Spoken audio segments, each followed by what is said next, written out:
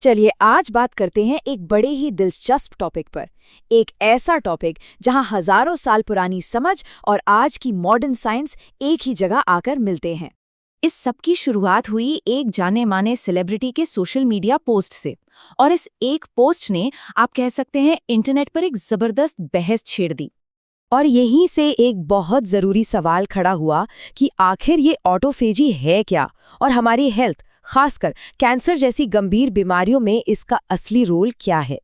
तो इस पूरी कंट्रोवर्सी को समझने के लिए सबसे पहले ये समझना जरूरी है कि हमारे शरीर के अंदर का जो क्लीन अप सिस्टम है वो काम कैसे करता है। तो चलिए थोड़ा और गहराई में जाते हैं। ऑटोफेजी, जैसा कि नाम से ही पता चलता है, इसका मतलब है खुद को खाना। ये हमारे शरीर का अपना अंदरूनी रिसाइकलिंग प्रोग्राम है। और ये कोई नई नवेली बात नहीं है। इसके लिए तो साइंटिस्ट योशिनोरी ओसुमी को 2016 में नोबेल प्राइज भी मिला था। ये एक ऐसा प्रोसेस है जिसमें हमारी कोशिकाएं अपने अंदर के पुराने, टूटे फूटे या बेकार पार्ट्स को खत्म करके उनसे नई, हेल्दी कोशिकाएं बनाती हैं।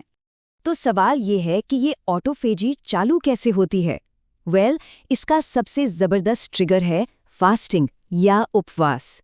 अब यहाँ देखिए, जब हम खाना बंद करते हैं तो शुरू के कुछ घंटों तक तो शरीर नॉर्मल डाइजेशन में लगा रहता है, लेकिन असली खेल शुरू होता है लगभग 12 घंटे बाद।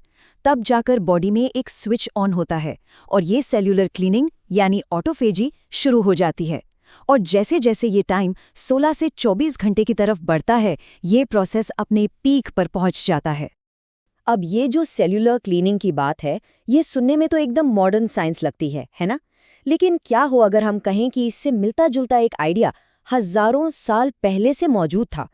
चलिए टाइम में थोड़ा पीछे चलते हैं, प्राचीन भारत के आयुर्वेद की तरफ, जहां बिना किसी माइक्रोस्कोप के इस प्रोसेस को समझा गया था। आयुर्वेद में इसे कहते हैं लंघन। अब लंघन का सीधा सा मतलब है शरीर को हल्का करना।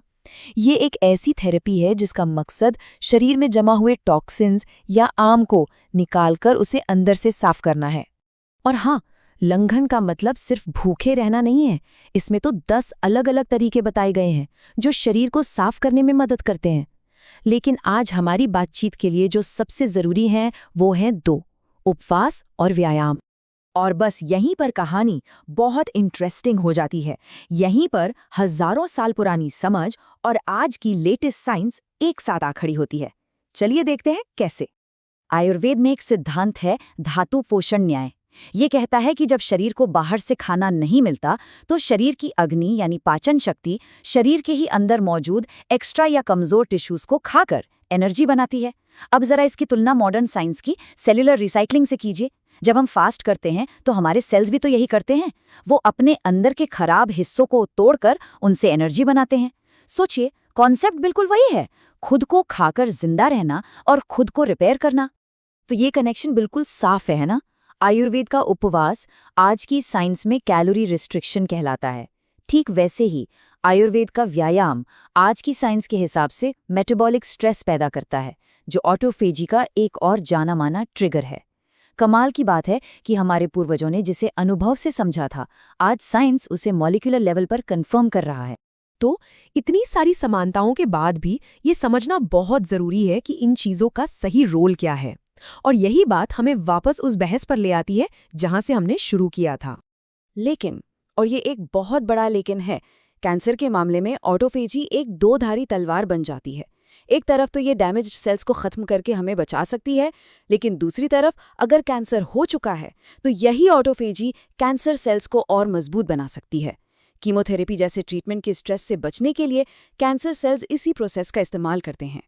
और इसी कॉम्प्लेक्सिटी की वजह से मेडिकल कम्युनिटी ने इस पर इतनी सख्ती से रिएक्ट किया था। एक्सपर्ट साफ कहते हैं कि ऑटोफेजी या फास्टिंग किसी भी हाल में कीमोथेरेपी या सर्जरी जैसे साबित हो चुके इलाज का रिप्लेसमेंट नहीं हो सकते।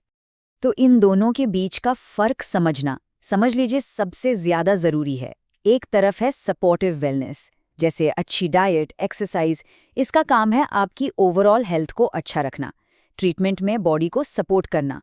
और दूसरी तरफ है प्राइमरी मेडिकल ट्रीटमेंट, जिसका सीधा मकसद बीमारी से लड़ना और उसे जड़ से खत्म करना है। एक सपोर्टिंग रोल में है तो दूसरा मेन हीरो है। यहाँ तक कि सोनाली बेंद्रे ने भी बाद में ये साफ किया कि उनका मकसद कोई मेडिकल सलाह देना नहीं था, बल्कि वो तो बस अपना पर्सनल एक्सपीरियंस शेयर कर रही थी कि कैसे एक अच्छे लाइफस्टाइल ने उन्हें उनके मुश्किल लेकिन साइंटिफिकली प्रूवन ट्रीटमेंट के दौरान सपोर्ट किया। तो आखिर में सवाल ये नहीं है कि हम प्राचीन ज्ञान को चुनें या आधुनिक विज्ञान को। सवाल ये है कि हम इन दोनों के ज्ञान को जिम्मेदारी के साथ एक एक्सपर्ट की देखरेख में अपनी भलाई के लिए एक साथ कैसे ला सकते हैं।